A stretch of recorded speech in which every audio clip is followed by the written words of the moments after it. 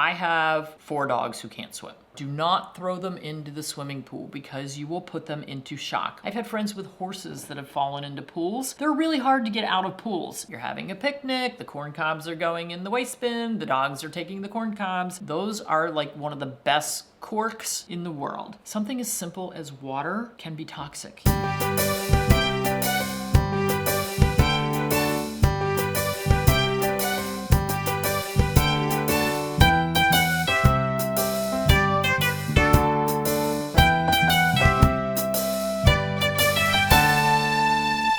Hi, I'm Dr. Judy Morgan, your pet's advocate. Today I want to talk about summer hazards for pets. You know, I'm a summer person. I can't wait for it to hit 80 degrees. I don't even mind the humidity all that much, although I complain a little bit. But I would much rather be out playing in the sun than playing in the snow. I just don't like cold weather at all. Moving south was a good thing to do. I might need to get a little further south. But it's harder on our pets, particularly since I have brachycephalic dogs. You know, those guys with the little pushed in faces? They really struggle in summer heat. There's a lot of issues that we need to think about for our pets. How hot is it outside? How hot is that pavement that they're walking on? How humid is it? Should they be out there racing around the yard for 20 minutes when it's 85 with 80% humidity? Probably not a good idea. One of the things that we really have to worry about is heat stroke, becoming overheated, particularly for brachycephalic breeds. It is so hard for them. They get swelling in their throat and they're gonna collapse. Symptoms can be anything from that bright red tongue that's hanging out, they're panting, their sides are heaving, ranging all the way up to collapse, bloody vomit, bloody diarrhea. And if their body temperature gets high enough, they can have seizures, and this can be deadly. And so we might see the effects of that heat stroke getting that body temperature up, might show up 24 hours later with the vomiting and diarrhea. If you've ever had a heat stroke, you know that sometimes the next day you feel even worse because it has affected so much of your body. If you think that your pet is getting overheated, get them in the shade, get something to cool them down. If they'll drink some water, that's great. Don't let them overdrink because they're probably going to vomit. Cool water, not cold. Cool water on their head, on their pads. In the clinic, we used to alcohol their pads because that helps draw that heat out of them. You do not want to immerse them in cold water. Do not throw them into the swimming pool because you will put them into shock. We need to bring the body temperature down at a reasonable pace. As you're bringing that body temperature down, if you can monitor their temperature, once it hits about 103, you need to stop cooling because you can put them into a hypothermic mode, which is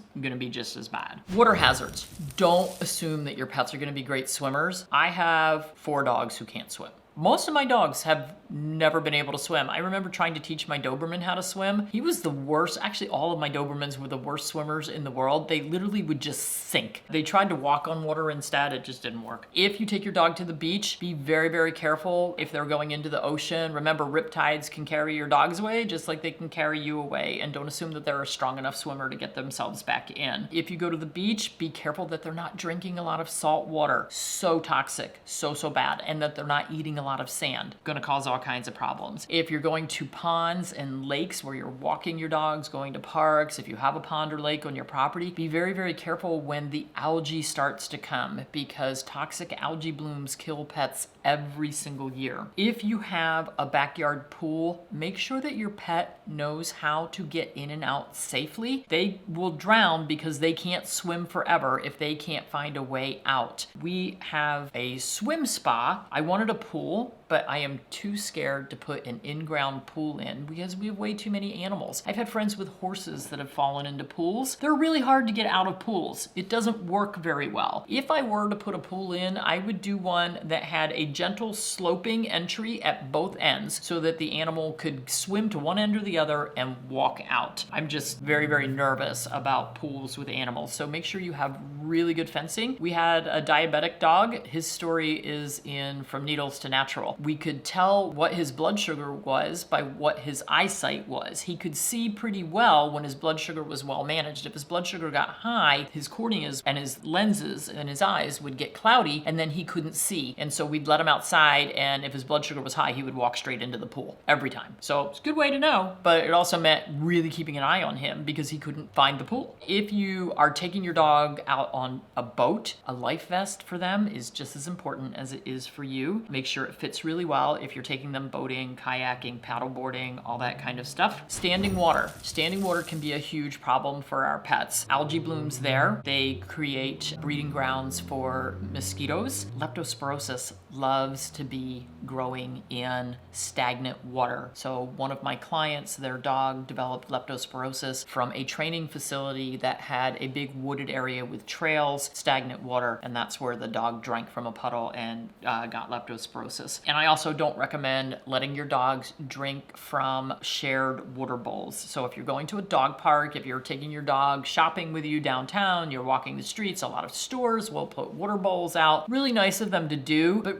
really bad because that's really contaminated water that's being shared by a lot of animals that you don't know the background on those animals. So really not recommended. Bring your own water and your own drinking vessel for them. Hot cars. This goes without saying, never leave your dog in a car. I've seen some really good ads. I don't know if it's in any cars other than Tesla. The car actually keeps the animal cool, and there's a sign that shows up on the dashboard that says, don't break the window. It's 68 degrees in here. The dog is perfectly safe. If you have something like that, like when we would go camping, I would never leave our dogs in the motorhome at the RV park without us being there. Because what if the electric went out? What if for some reason the generator didn't kick in? What if for some reason the air conditioner quit working and I would have my dogs locked in this hot vehicle? There are warning systems that you can get now, that you can have apps on your phone so that you can see what is going on inside your vehicle. But what if I was a couple of hours away from the motorhome and something went wrong and the air conditioning wasn't working? I never trusted it. So that's just me. If you see a dog left in a car on a hot day, and we're starting to see them already, dial the local police or the local emergency number so that somebody can get that dog out of there quickly. Don't try to break the window yourself. It doesn't work very well. Insect stings, bee and wasp stings, obviously not something you can plan for. I had a client with a dog who was highly allergic, and of course she liked to chase the bees. So she bought an outfox bonnet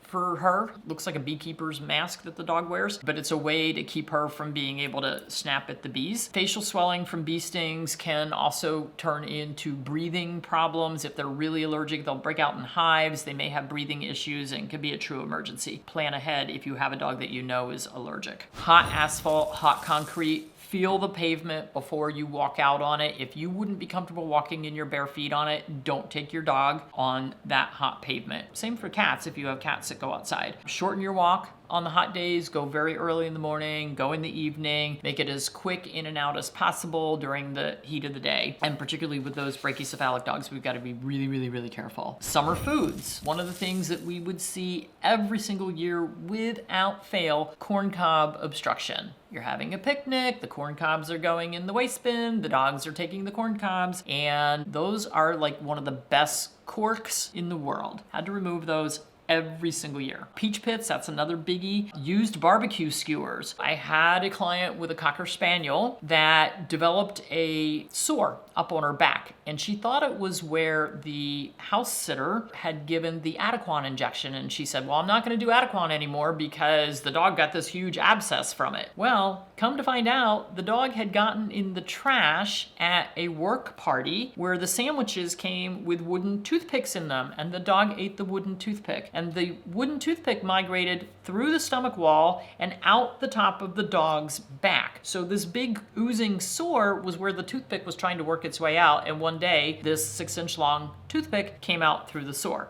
So wasn't the Adequan injection. And it's amazing that the dog didn't develop peritonitis, that the dog didn't die, that something else didn't rupture. It was pretty amazing, but that's what the body tries to do. It tries to take care of things. Even things like the bags that potato chips and pretzels come in, plastic bags. We see animals stick their head in there, trying to get the crumbs, trying to get the chips, and they get their head stuck in there and then they suffocate. So cut those up, make sure they're buried way down in the trash, seal up your bags, get rid of it so that nobody can get into anything. So we see a lot more injuries in the summer, hit by cars. First spring days when the weather gets nice, guaranteed veterinary clinics are going to start seeing those animals that are hit by a car because it's beautiful weather. Everybody wants to be outside. Your dog isn't trained to come back right away. Your dog gets out of the fence. Your yard people leave your gate open, which happened to be so many times. We see more fight injuries because there's just more people out and about. And don't forget about maggot injuries. Every summer, especially when it's humid, if your dog has has a hot spot, if your dog has diarrhea and has a little bit of stool caked on their back end, flies are gonna be attracted to that. Flies will lay eggs, and then we get maggot infestations. They are no fun for anyone. They're disgusting. Veterinary clinics hate seeing these come in because it's an all-day process that we're gonna be working with, and it's just no fun for the animals. Dehydration is also a huge thing to consider in the summer. Make sure that your pets have clean water, fresh water. We have a bowl outside for our dogs. I have to make sure that I clean that, scrub it, and refill it every day. Otherwise it grows algae and it gets really disgusting. It's not a good idea to put ice cubes in the water bowl. We don't want to cause a shock to the system. If you have wading pools or even a swimming pool that your dog plays in a lot, be very careful that they're not drinking a lot of water. Every summer we see cases where the dogs have drunk so much water that it actually causes swelling in their brain. They start to have seizures, they go into coma, and they die. Something as simple as water can be toxic in high amounts. Tons of things to worry about over the summer. Keep your pets safe. Just use discretion, good common sense, and you'll keep them safe. Palmitoyl ethanolamide, also known as PEA, I started using it with my own Cavaliers, and I was so impressed by the results that I decided to make human-grade, high-quality PEA available for other pets. After successfully using Dr. Judy's PEA on cats, dogs, horses, and donkeys, it continues to be one of my favorite tools to have in my toolbox. Take 15% off any size of Dr. Judy's PEA using code YTP15 at naturallyhealthypets.com. That's YTP15 for 15% off any size of Dr. Judy's PEA at naturallyhealthypets.com.